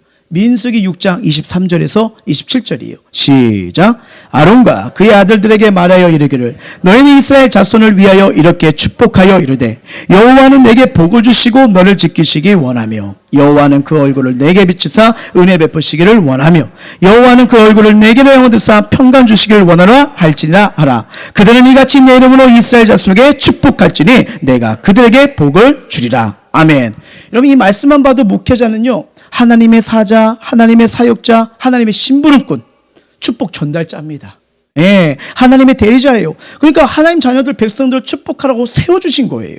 예, 그러니까 축복 선언을 통해 목회자 입을 통해 축복 기도 형태로 하게 될 때 목회자가 복을 선포한 그대로 성도들의 삶에 열매가 맺혀진다는 거예요. 그래서 목회자의 축도가 성도들의 삶을 풍성하고 형통하게 함을 믿고 그 기도를 사모하는 것도 되게 중요한 겁니다. 광주의 모 교회는요, 이 새벽 예배를 마치면 새벽에 참석한 성도들이 이 앞에 한 줄에 쫙 있는데요. 그래가지고 종이 하나씩 들고 와가지고 기도 제목을 놓고 축복 기도를 받는다고 합니다. 그러면서 그걸 통해 가지고 은혜와 기적을 많이 받는다고 하거든요. 저도 부족하지만 예배 때, 기도 때 성도들 가서 막 이렇게 기도해 드는 것도 바로 그거예요. 저에게 능력이 없어요. 근데 내 안에 계신 예수님은 능력이 있다는 거 전 믿어요. 예, 그래서 그렇게 기도하는 거예요. 그래서 이렇게 화면 보면 저한테 그 기도 제목 있잖아요. 기도의 축복권을 갑절로 주려고. 왜요? 성도들 복을 받도록요. 예, 그래서 우리 성도님들 부족하지만 기도 제목 딱 해주고, 감사하게도 이게 셀레베 들으시면 막 기도 제목도 타잖아요. 저 거짓말 안 합니다. 계속 그거 놓고 기도합니다. 왜요? 제가 줄 수 있는 최고의 선물은 성경대로 가야 되기 때문에요. 기도를 해드리는 거예요. 예, 그렇게 하는 거예요. 근데 어떨 때는 A를 놓고 기도하는데 B의 열매가 맺을 때도 있고요. B를 놓고 기도하는데 C의 응답이 나서 야, 이랬든 저랬든 기도해주면 은혜가 있는구나. 성경대로도 하는구나. 이걸 해요. 그래서 저도 기도 제목을 요청하는 게 기도의 축복권 갑절 달라고 이게 성도들한테 왜 요청을 하면요. 여러분의 기도가 저를 살리고요. 제가 살수록 여러분들을 복되게 세울 수 있는 통로가 될 수 있기 때문이에요. 그 기도를 요청하는 거예요. 그래서 히브리서 13장 17절이 이렇게 말하는 거예요. 시작. 너희를 인도하는 자들에게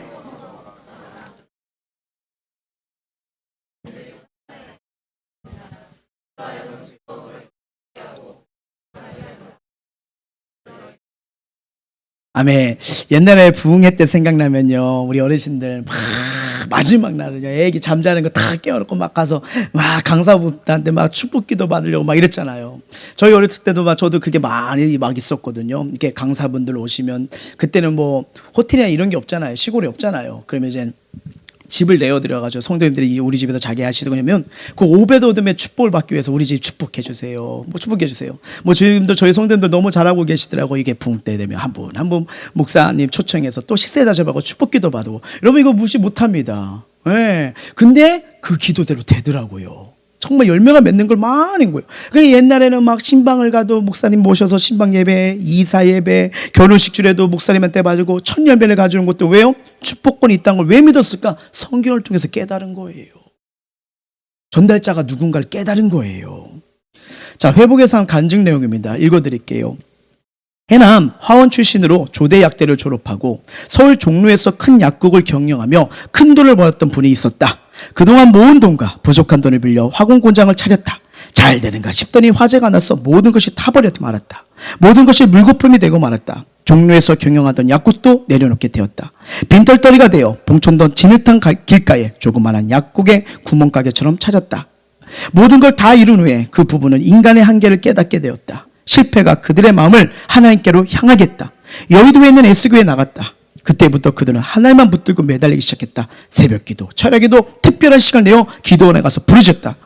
주님, 잃었던 모든 걸 회복해 주세요. 주님. 마음에 이런 생각이 들었다.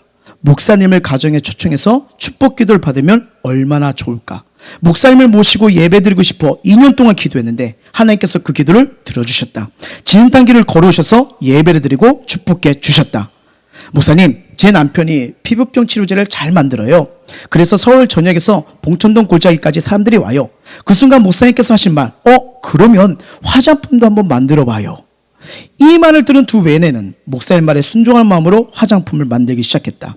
화장품을 만들기 시작한 지 15년, 2010년 기준입니다. 지금은 한국 화장품 업계 하이그룹에 우뚝 서게 되었다. 바로 한독 화장품 박교석 장로님과 나이스 권사님의 이야기다. 그들은 이렇게 공업해 간다. 뭐냐면요, 한독 화장품은 목사님 때문에 하게 되었습니다. 물론 이렇게 복된 기업으로 일으켜 세워주신 분은 하나님입니다. 무슨 말일까요? 목회자에게는요, 그 양떼를 섬길 때 하나님 주시는 영적인 감과 직관 성령의 감동이 있습니다. 지난번에 저희 교회에서 뜨겁게 부흥에 인도하셨던 그 지상중앙교 목사님, 그 설교 중에 이렇게 말씀하셨던 거 기억나십니까? 뭐라고요? 중보적 기도로 목회 사역을 섬기라. 물질로 섬기라. 대접함으로 섬기라. 그리하면 하나님이 기뻐 받으시고 하나님이 갚아주신다. 자녀들이 복되게 주의 일에 힘쓰며 은혜로운 삶을 살기 원하거든 목사님을 잘 섬기도록 가르쳐야 한다. 저희 교회는 사업장이나 가게를 가지고 있는 성도들은 한 달에 한 번씩 목사님을 모시고 축복 신방을 받도록 교육하고 있다. 그리고 집에 소원이나 문제가 있을 때도 목사님을 초청하여 예배드리고 안수기도를 받게 하고 있다. 그러면서 저희 스승 목사님의 간증입니다. 뭐냐면요, 성도가 교회와 틈이 생기거나 영적 지도자와 틈이 생기면 결국 손해는 고스란히 당사자에게 돌아온다. 우리를 끊임없이 넘어뜨리는 사단의 공격은 계속되고 있다. 사단에게 틈을 주면 안 된다. 교회와 하나 되게 하시는 것을 힘써 지키라는 주님의 음성을 다시 한번 마음에 새기라. 영적 지도자와 틈이 생기면 바로 사단이 당신의 영혼을 무너뜨리려고 달려들 것이다. 틈을 주지 말아야 한다. 나도 모르는 사이에 권위를 부정하려는 근성의 쓴뿌리들이 당신 내면에 깊이 뿌리를 내리고 있을 것이다. 그리고 내가 왕이 되어 내 정욕대로 살고 싶은 욕망이 부채질할 것이다. 늘 겸손한 마음과 배우려는 자세를 가지고 하나님이 당신을 회복시키려고 준비해 놓은 영적 지도를 따르며 그를 통해 풍성한 회복을 경험하게 될 것이다. 몇 주 전 그 파주 세계로 금남교회 설립 예배 초청으로 이렇게 가게 되었잖아요. 그래서 성도들과 함께 가서 예배를 드리고 왔습니다. 근데 그 교회가 이 세워지는 여러 아픔 속에 지금 교회가 될 수 있던 말씀을 듣게 되었어요. 이 교회가 부흥되어 가니까 이제 상가에서 부지로 들어가는 상황이 돼버린 거죠. 그 부지가 종교 부지인데 함께 사역하시는 권사님이 자신이 130억을 헌금할 테니까 그 부지를 구입하자고 한 거예요. 그래서 계약금을 내고 그 부지를 구입했는데 어느 날 그 권사님이 이런 말씀한 거예요. 목사님, 근데 우리 교회는 가만히 보니까 기도와 전도 훈련이 너무 많아요. 이런 것을 줄이면 제가 130억 헌금을 하겠습니다. 이 말씀을 하셨대요. 그저 목사님이 마음은 아프지만 이렇게 말씀하셨대요. 권사님, 우리 교회는 기도와 전도로 영을 살리는 교회입니다. 그것은 이 교회에 주신 하나님의 비전이고 마음이에요. 철학입니다. 죄송하지만 권사님이 이 부분을 따라주시지 못하시면 권사님이 맞는 교회를 찾는 게 좋을 것입니다. 결국 권사님은 다른 교회로 옮기게 되셨고요. 교회를 이제는 부지를 했는데 이 거금을 낼 수가 없는 상황이 돼버린 거예요. 그래서 알다시피 그때 영상을 통해서 우리가 다 보신 분들 알겠지만 뭐예요? 성도들이 청년들이 막 밖에 나가 기도하고 전도하면서 커피 팔고 과일 팔아 건축 입금을 모아서 어마어마한 교회가 세워진 그 설립 예배를 우리가 보고 오지 않았습니까? 참 그걸 보면서 제가 깨달은 은혜는 야, 목회자는 상황, 환경, 사람이 아닌 오직 더 주만 의지해야 되는구나. 주만 바라야 되구나. 다시 한번 깨닫는 정말 은혜로운 시간이었던 거예요. 저는요 20대 초 신학교 시절 때부터 개척에 대한 꿈을 가지고 있었습니다. 그래서 전도사 시절부터 사역을 하면서요 사역지가 참 하나님이 그렇게 인도하시는 것 같아요. 그 개척을 해서 아름답게 성장시킨 목사님들을 꼭 만나게 하시더라고요. 그래서 은혜들을 많이 경험했어요. 그리고 완벽하진 않지만 조금이라도 때가 되면 하나님의 인도하심 받고 성경적인 교회를 세우고 싶은 갈망이 막 생겼어요. 그래서 하나님 앞에 하나님이 나에게 주신 은사를 찾으려고 말씀도 보고 막 기도로 막 몸부림치는 시간들을 많이 가졌습니다. 그러다 보니까 이 신대원 때는요, 신대원 딱 들어갔는데 와, 이게 말씀 보는 게 얼마나 좋던지요. 그 3개월 동안 말씀 볼 때마다 혀에 꿀이 도는 거예요. 막 이 체험을 주시고요. 그리고 부족하지만 목회와 교회 사역 또 성교들 섬기는 건 이게 성경의 능력은 아니고 할 수 가지고요. 막 시간을 정했어요. 새벽 기도 들어가면 제일 늦게 나오자. 저녁 기도 들어가면 제일 늦게 나오자. 잘했다는 게 아니에요. 저를 자랑하는 게 아니에요.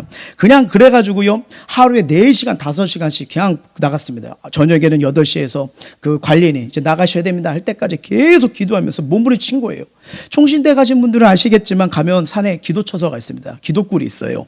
그래가지고 마음껏 부러질 때는 혼자 기도의 산으로 올라가서 왜냐면 제가 섬기는 부서, 영혼 계속 이름 불러가면서 계속 기도를 했던 거죠. 그러다 보니까 내 교회에서 약 부교육자를 사역을 해가지고 한 15년을 부교육자로 아니네요. 한 18년을 그렇게 사역을 했는데요.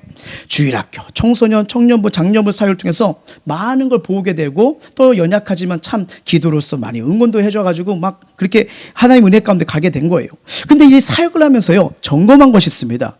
다른 것도 귀하지만 가장 나에게 은혜를 주시는 통로, 열정적인 통로가 뭔데 이걸 찾아야겠더라고요. 왜냐하면 각 사람마다 예수님 12제자도 다 성품과 스타일이 다른 것처럼요. 하나님이 주시는 은혜가 뭘까? 그것 때문에 그런 거예요. 그래서 영적 질서대로 뭘 하기 전에 담임 목사님께 늘 허락받으러 갔어요. 근데 감사하게도 여태까지 만났던 목사님이 네 마음대로 해봐. 언제나 늘 그래 주신 거예요. 네 마음대로 해봐. 그래가지고 저는 크게 세 가지입니다. 예배 훈련이요, 말씀 훈련이요, 기도 훈련이요. 저는 여기에 3개 초점을 맞췄어요. 예, 왜냐하면 예배, 말씀, 기도로 다른 것도 귀한데 이건 성경에 나오는 거잖아요. 은혜의 축복이라 저는 확실히 믿거든요. 그래서 사역하면서 하나님 은혜를 이 3가지 붙들고 몸부림치고요. 그 청소년 사역부터 여기 아마 간증자들이 있을 겁니다. 딱 밤 10시에 뭐예요? 치킨 사줘요. 뭐예요? 문 닫아버립니다. 새벽 4시까지요. 절대 못 나가게 해요. 기도합니다. 기도합니다. 모르시면 아마 여기 간증들이 있을 거예요. 청소년부터 계속 그렇게 사역을 했고요. 그 다음에 이제 청년부를 상기게 됐습니다. 그래서 수련회 가다가 와요. 철야다. 그러니까 이 청년들이 철야, 뭐 우리가 알고 있는 철야는 10시부터 12시 좀 해봤자 뭐 1시. 아니요. 치킨 사주고요. 일단 치킨 먹여야 돼요. 밤 10시 무조건 문 짠 겁니다. 애들이 놀랬대요. 그래서 2시 넘어가니까요. 여기 몇 명 퍼져나가 못해요. 맷해요. 괜찮다. 이 자리만 있으라. 내가 중보기도 해줄게. 4시 끝나니까. 그러니까 철야하자 하면 진짜 하는 거예요. 그러면서 그렇게 하면서 갔어요. 이렇게 여러분, 이게 정말 재밌는 게 뭐냐. 어른들만 할 줄 아는데 아니요. 아이들 합니다. 성령이 역사하면 됩니다. 예, 일어나는 거예요. 그러면서 했고요. 장년부들은 신청자 안에서 여러분 5박 6일 수련해요. 저희는 2박 3일 안 합니다. 5박 6일 동안하고 중보기도 쓰고 12주 하고요. 여러분 오전 10시부터 밤 10시까지 말씀 보고 기도하고 말씀 보고 기도하고. 그러니까 2박 3일 수련회도 너무 기도하고 귀한 거거든요. 더 쉬운 거예요. 근데 놀라운 건 반드시 은혜가 임해요. 열매가 맺어요. 역사가 일어나는 거예요. 그러다가 2015년 개척의 부름을 받아요. 2년 동안 전공기도 했습니다. 참 아픔도 있고 고통도 있는데 근데 은혜 가운데 전공기도에 2017년 개척을 나오게 되죠. 감사하게도 참 부족한데 18년도 19년도에 이 중형교에서 2번의 청빙이 왔습니다. 저희가 오셔주시면 안 되냐고. 네. 근데 정중히 사양을 했죠. 왜냐하면 청빈도 귀한 은혜지만 저에게 주신 거는 개척이기 때문에 그냥 아무것도 없는데 주만 바라보는 훈련을 하고 싶었어요. 네. 그리고 그 믿음이 더 야성으로 자란다면 언제든지 믿음으로 걸어가고 하나님 일하심을 드러내고 싶었거든요. 산 증인이 되고 싶었어요. 그러다 보니까 모르겠어요. 저에게 주신 감동은 개척이었습니다. 예. 그러니까 죄송하죠. 이렇게 오라고 하셨지만, 예, 어떻게 해요? 받은 마음이 그건데. 또한 저에게 주신 비전이 그 뭐예요? 그 교회마다 가면 그 교회 전통이 있고 또 교육이 다 다르잖아요. 받은 은혜가 다르니까. 근데 저에게 주신 이것이면 또 부딪히면 그 교회에 피해를 줬으면 안 되잖아요. 그래서 이 마음, 이 주신 사명 가지고 그래서 개척을 간 거예요. 그리고 하나님의 인도하심을 구했죠. 그래서 말씀 양육과 기도하는 거. 그럼 보면 알다시피 계속 양육인데 뭐 우리는 여러분 훈련이 뭐 2박 2일 아니 우리 60일, 50일, 100일 나가는 게 어떻게 해요? 받은 은혜가 이건데. 저희가 주신 은혜가 그건데요. 그러면서 쭉 간 거예요. 좀 전에 말씀드린 세계로 금남교회 목사님처럼 모든 교회는 주님의 몸이며 하늘나라의 한 가족이 맞아요. 하지만 각 교회 목자를 세웠다는 것은 진리에서 벗어나지 않는다면요, 하나님이 그 교회 목사를 통해서 그 목사의 은사, 성품, 스타일대로 이끌어 가십니다. 왜? 거기에 기름 부으심을 주거든요. 그래서 아까 말씀드린 것처럼 예수님의 12제자들 성격과 장점이 달랐지만 예루살렘이 살고요, 사마리아 살고요, 땅끝까지 증인돼서 우리까지 복음이 들어왔잖아요. 성령을 벌써 사용하시는 거예요. 그래서 교회의 사역 방향, 목회 철학이 목회에게 주신 은혜로 다 다를 수밖에 없어요. 그래서 진리에만 벗어나지 않는다면요, 어느 교회나 하나님의 은혜가 있는 것처럼 우리 교회도 우리 교회만의 은혜가 있고 인도하심이 있는 줄 믿습니다. 어떤 교회는요 전도가 강해요. 또 어떤 교회는 말씀이 강하고요, 어떤 교회는 신방이 강하고, 어떤 교회는 봉사 강합니다. 물론 다들 부족한 모습이 있지만 하나님이 그 부족함은 덮어주시고요, 그 순종하고 헌신한 그 강점을 사용하면서 교회를 세워가시잖아요. 예, 만들어 가신 거예요. 왜? 교회가 이 땅의 구원의 문, 소망의 문이 되기 때문인 거예요. 그래서 하나님의 교회는 주님의 몸이라고 지난주에 말씀한 것처럼 주님이 책임져 주시는 거예요. 자, 그렇다면 다 알고 계시지만 우리 힘부스의 교회 비전이 뭡니까? 바로 이거예요. 한번 읽어볼게요. 시작.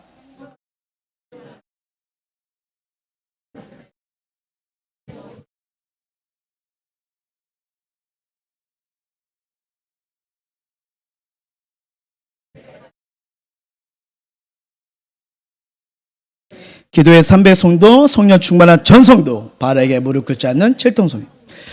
기존의 스스 목사님 철학에다가요, 우리 교회에 주신 은혜 사타를 이거 찾는데 여러분 4년 걸렸습니다. 이렇게 나온 지 5번 나온 지 여러분 몇 년 안 된 거 아실 거예요. 정말 4년 걸렸습니다. 그래서 5번까지 만들게 된 거예요. 쉽게 말하면요, 지옥의 영혼, 다음 세대 살리고요, 이들이 살아며 가정과 지옥과 민족과 열방을 살리는 거, 그리고 끝까지 믿음 생활 잘해서 주님 앞에 쓰잖아요. 잘했다 칭찬받고 하늘에 상급받는, 그래서 5번까지 만든 거예요. 완벽하지 않아요. 하지만 예수님이 은혜 주시고 기름 부시면 더 일어날 거라 믿습니다. 그 믿음은 가는 거예요. 주님만 바라볼 거예요. 그러다 보니까 이런 삶을 살려면 성경대로 가니까, 그러니까 성경에서 뽑아낸 게 뭐냐면 말씀 양육, 기도 양육, 예배예요. 알다시피 우리 교회는 예배가 많습니다. 예배가 많아요. 근데 이 영혼들을 살리려면요, 예배를 통해서 은혜를 받게 해야 되고, 기도를 통해서 삶의 문제가 해결되고요, 말씀을 통해서 인도하시는 하나님의 뜻을 봐야 되잖아요. 나는 죽고 예수 사는 거, 저는 이 말씀 기도라고 저는 확실히 믿어요. 그리고 다음 세대예요. 다음 세대 살리려면 어떻게 됩니까? 잘 먹여야 됩니다. 저희 스승 목사님이 늘 우리 부교육자들 가르치는 게 뭐냐면 이런 말씀이세요. 목회는 먹회다. 목회는 먹회다. 막 해서요, 정말 감사하게도요, 이 부서를 옮길 때마다 재정을 엄청 밀어주시는 거예요. 왜요? 대꾸가 먹여. 심지어는 이 말씀도 하셨어요. 그 땅을 파서라도 애들 구경시켜주고, 해전을 지나가서라도 보여주고, 다 보여줘. 그리고 복음으로 집어넣어. 이렇게 말한 거예요. 먹이면서, 맛있는 걸 먹이면서 또 복음도 집어넣으라고요. 그렇게 이끌어 주신 거예요. 근데 늘 만났던 목사님들이 다음 세대에 그렇게 관심을 주시고 그 훈련을 시켜주신 거예요. 맨 처음에는 이거 너무너무 나가는 게 아닌가 했는데 사역을 하면서 보니까 이 열매가 보이잖아요. 열매가 보이잖아요. 근데 제가 이것 때문에 고민이 많았어요. 그래서 다시 성경을 찾았어요. 봤더니 이 방법이 예수님 방법이었더만요. 예수님 죄인들 만났을 때 뭐 하죠? 먹여요. 맞아요, 안 맞아요? 먹여요. 죄인들 만나 먹이시고, 심지어 여러분 5,000명, 4,000명을 먹이시고, 어떻게든 예배 마치고 양념 마치고 먹여요. 그리고 또 성경을 다 많이 봤어요. 십자가에 못 박기 전날까지도요. 제자들 떡과 포도주로 먹여요. 그리고요, 다 도망갔어요. 찾아가서 베드로한테 또 생선을 구워서 먹여요. 이게 예수님이더만요. 먹여요. 그래서 성경에 나온 방법대로 저희도 완벽하진 않지만 계속 부족하지만 신방하고요. 또 우리 리더들한테도 가서 먹여라. 뭐만 하면 신방비 막 주고 이거 하면서 영혼들 살리고 있는 거예요. 더구나 코로나 시기에 이 영혼 만나는 건 더 귀한 거 아니겠습니까? 예. 그래서 일대일이나 소수로 계속 신방하고 있는 거예요. 여기 있는 많은 대다수의 성도들이 전도사 시절부터요, 양육으로 그때의 중학교, 고등학생, 대학생들, 이들이 청년이 되고 대학생에도 직장인이 되고 장년들이 되었는데, 글쎄요, 많이 부족하지만 정말 봉사들 열심히 하시죠. 아침부터 옵니다. 토요일 날도 와서 섬기고요. 주일날은 여러분 7시까지, 8시까지 와서 기도하고 계속 이렇게 섬겨갑니다. 왜요? 성도님들 예배에 집중할 수 있도록요. 근데 그렇게 섬겼다 했더니 이들이 지금 우리 교회를 도와주는 거예요. 도와주는 거예요. 거의 교회 살면서 직장 다녀오고 신방하고 교회를 하고 누가 보면 막 몇 명은 전도사냐고 물어보더라고요. 그런 것처럼 계속 영혼들 섬기고 있는 거예요. 또 우리 지난주에 공동에서도 보았지만 감사하게도 우리 성도님들이 주님의 사랑으로 많이 또 헌금도 해주시고, 또 외부 헌금에 이렇게 나오는 걸 말씀드린 게 뭐냐면 딴 게 아니에요. 우리가 기도를 하고 있잖아요. 하나님 채워주세요. 하나님 어떻게 하신지 막 그러잖아요. 그 외부 헌금도 거의가 지금도 연락하고 기도해 주시고, 물질로 해신 분들, 과거에 사역했던 그 전도사 시절부터 사역했던 그 15년, 18년 전부터 사역했던 성도들이세요. 네. 청소년, 청년, 양육받은 장로님, 집사님들, 권사님들이 계시는데 막 개척했다고 다음 세대를 잘 먹여달라고 막 헌금 넣어주시고, 또한 2년 전부터인가 이제는 건축을 놓고 기도하고 있다고 하니까 기도와 물질로 감동대로 쫙 부어주시는 거예요. 제가 한 거는요, 그들을 위해서 기도해 준 것밖에 없습니다. 말씀으로 먹이고요. 근데 그 통로로 믿음이 들어가고 섬기고 은혜가 들어가니까 이렇게 후원자들이 될 줄 누가 알았겠어요. 그래서 받은 은혜와 경험이 많고 뿌린 대로 거둔갈게 잘 섬기도록요. 그래서 저희도 부족하지만요, 여기 우리 셀지기도 교사 리더들 먼저 예배본, 신앙의 영성본, 섬김봉에서 공예배 출석, 토요기도회, 새벽 주일에 계속 지금 양육하고 있습니다. 예, 특히 토요기도에 못 나오게 되면요, 다음 날은 그냥 섬김보다 예배만 드리게요. 은혜 받으라고요. 은혜 받아요. 왜요? 은혜 받지 못하면요, 복이 안 흘러가잖아요. 그리고 리더들은 주간 신방계획까지 다 보고요, 영성생활 보고받고 있습니다. 왜요? 우리의 힘으로 하나님을 하지 못해요. 예. 그래서 우리 은혜가 필요하고 은혜를 가고 이 은혜로 가고 있는 거예요. 그러다 보니 저희 교회가 이런 비전과 꿈, 사명에 맞춰서 이렇게 가다 보니까 지금은 아직도 연약합니다. 부족합니다. 뭐 보일 게 없어요. 근데 저는 믿어요. 심는 대로 거둔다고요. 심는 대로. 늘 사역하면서 그걸 본 거예요. 그래서 제일 많이 심을 게 뭐냐? 말씀을 심자. 기도를 심자. 양을 심자, 섬김을 심자. 그러면서 지금 가고 있는 거예요. 물론 지금을 봐도요, 교회 상황을 보면 여전히 허점과 부족함이 보이는 게 사실이에요. 예, 저도 부족한 거 인정합니다. 근데 우리 행복생교회는 알다시피 기존에 세운 교회가 아니에요. 조직과 행정이 체제가 잡힌 청빙되어서 온 교회가 아니에요. 이 교회는 여러분 사택에서 시작된 교회예요. 많은 눈물과 아픔 속에서 그냥 예배 하나만 드리고 싶어서 부르심에서 나와서 시작한 거예요. 그러니까 만들어 과정이다 보니까 지금 뭐예요? 공사 중이에요. 공사 중이에요. 그리고 기도의 응답으로 성전 건축 부지 매매가 됐죠. 상가 매매가 됐죠. 임시 쳐서 뭐 계속 사업 미팅을 하고, 지난주에도 2 미팅을 또 하고, 설계 미팅을 하고, 와, 너무 바쁘더라고요. 계속 이게 작년 한 6월 달부터 계속 이게 왔다 갔다 하니까 또 예배 드려야 되지, 말씀해야 되지, 양육해야 되지. 지금도 밤에 저 집에 못 갑니다. 이거 기도 때문에요. 계속 멘타죠. 집에 들어가면 애들이 자고 있는 것밖에 못 봐서 미안하죠. 근데 하나님 주시 어떻게 해요? 교회 살려야 되고 영혼 살리니까 그렇게 할 수밖에 없는 거죠. 그러다 보니까 잘 못 챙겨서 실신도 오고 병원에 입원 가서 수술도 하고 계속 아프다 보니까 이게 놓친 것도 있고 연약한 점이 더 드러날 수밖에 없더라고요. 그래서 제가 신경 쓰지 못한 분들 있다면 주님의 마음으로 용서해 주시길 바랍니다. 근데 앞으로 현재 하나씩 만드는 과정이라 실수가 더 많을 수 있어요. 네. 기도해 주시고 사랑으로 해 주시고 격려의 조언해 주시길 바랍니다. 네. 더 열심히 섬기도록 노력할게요. 그러면서 우리 행복생 성도들이 복을 받도록 예배 중심, 말씀 중심, 기도의 생활로 세우려고 몸부림치고 있으면 꼭 알아주시고요, 응원해 주시면 큰 힘이 될 것 같습니다. 정말 감사한 것은 하나님께서 우리 교회로 계속 좋은 성도들을 보내주고 있다는 거예요. 부족하지만 계속 보이지 않게 계속 전도하는 사람들이 있고요. 연결이 됐는데 또 그걸로 인해서 하나님이 붙여주셔 교회로 오신 분들도 있고, 또한 오고 싶어서 기도한 분들이 계속 있고요. 또 희한한 거는 여러분, 지금 여기저기에서 막 이렇게 전도를 해가지고 끌어당기면서 이 타 지역에서 또 전도자들을 데리고 오려고 막 이렇게 보고하고 기도하고 있다고, 목사님 기도해 주세요 하면서 지금 계속 이러는데, 야, 이거 기도대로 가는구나. 하나님 나라가 지금 이어지고 있구나. 아, 이 기도를 절대 무시 못하는구나. 다시 경험화가 되는 거예요. 또 감사한 거는, 너무 감사한 게 너무 많아요. 우리 교회 건축기간이잖아요. 물론 은혜고 축복이지만 이거 부담 있는 것도 솔직히 사실입니다. 그렇죠? 부담이 될 수 있어요. 근데 우리 사랑하는 성도님들, 부담 갖지 마세요. 그냥 형편대로 감동대로 헌금하시면 됩니다. 제일 중요한 거는요, 한 마음, 하나로, 한 뜻, 한 순종으로 같이 기도해 주시는 게 저에게 가장 큰 힘이에요. 큰 힘이에요. 하나님의 역사는요, 누굴 통해서 어떻게 역사할지 모르기 때문에 일을 행하시고 성취하시는 분은 여호와라고 성경 말하잖아요. 여호와라고요. 그게 우리 교회에 큰 힘이 되는 겁니다. 우리 성도님들의 기도가 느껴져서 감사하고 저는 행복할 뿐입니다. 정말 우리 햄스터교회에서 은혜 주시고 평강 주시고 소망과 응답 주시는 그 예수님이 더 깊이 만나시길 주의 이름으로 축원합니다. 말씀을 맺을게요. 목회자는 하나님의 자녀들을 맡아서 젖먹여 기르는 영적 유모입니다. 성도가 도움이 필요할 때 언제든지 하나님을 대신하여 돕는 실제적인 손길이 되도록 말씀과 기도로 무장을 할 수밖에 없는데, 그렇게 하도록 저를 위해 기도해 주십시오. 네, 저 더 살고 싶어요. 왜? 저 개인은 아니라 이 교회를 살려야 되고요, 지역을 살려야 되고요, 하나님 주신 마음이 있기 때문에 맡겨진 영혼들 살려야 되는 거예요. 하나님 아버지께서 예수 안에 준비한 모든 것들, 한령의 하늘에 속한 모든 신령한 것들 우리에게 거저주라고 택했는데, 부족하지만 이 통로가 목회자입니다. 제가 그 은혜를 누리고 우리 성도들 잘 섬기고 나눠줄 수 있도록 부족한 저를 위해서 많이 기도해 주시고요. 정말 우리 5가지 있었잖아요, 축복. 이제 마무리하면서 여러분, 주일 성소의 축복 놓치지 마세요. 예, 기도의 축복 놓치지 마세요. 교회 사랑, 헌금, 그 다음에 목회자는 복의 통로 다 놓치지 마시고요. 풍성히 누리고 그 기름진 은혜로 여러분의 가정, 일터, 사업장이 축복받길 주의 이름으로 축원합니다. 우리 찬양하도록 할게요.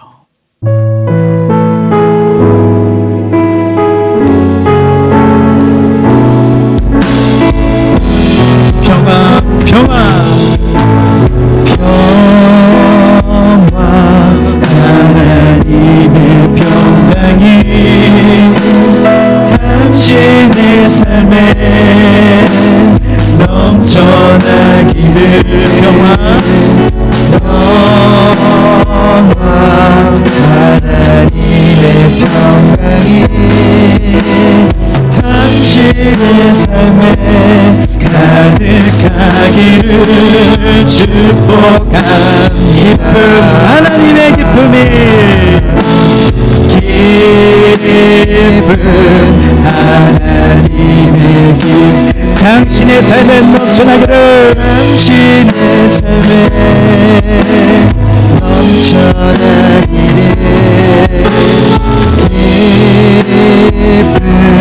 하나님의 기쁨이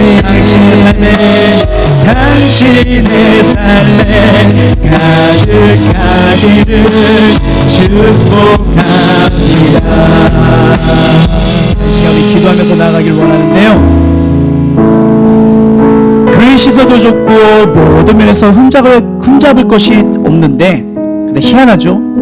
교회와 멀어지고 영적 지도자의 관계가 문제가 있다면 다른 좋은 것들이 다 의미 없게 되더라고요. 그래서 사단은 영혼을 메마르게 만들기 위해 영적 지도자의 관계를 언제나 깨트려고 할 거예요. 영적 지도자의 관계는 수원지에 물을 공급해주는 수도관과 같아서 발전소에 전기를 공급해주는 전선과 같아요. 설교는 관계성 언어입니다. 관계가 건강하면 좋으면 좋을수록요, 전하는 말씀이 뼈가 되고 살이 되고 축복이 돼요. 사단은요, 우리의 모든 걸 도적질하기 위해서 끊임없이 이 지도자의 관계를 깨트리려고 다가올 거예요. 물론 영적 지도자를 존경하든 무시하든 그건 성도님들의 자유입니다. 그런데 그 결과는 꼭 기억해 주세요. 먼저 부족한 저를 위해 기도해 주세요. 영성 부어주시고 하나님 뜻에 민감해서 순종해서 교회 잘 이끌고 우리 성도들 기도할 때마다 그 기도대로 응답과 역사가 일어나고 기도의 축복권을 달라고 저를 위해 기도해 주십시오. 네. 그리고 우리 성도님들 그렇게 기도해 주시고, 이 축복 시리즈 5번째로 마무리가 되었잖아요. 주의 성소의 축복, 기도의 축복, 교회 사랑의 축복, 11조 생활의 축복, 목회자를 통해서 복의 통로가는 이 축복의 원리를 놓치지 않고 누리는 자가 되도록요. 이 시간 우리 마음을 통하고 입술 열어 간절히 기도하시겠습니다. 하나님 은혜를 내려주시고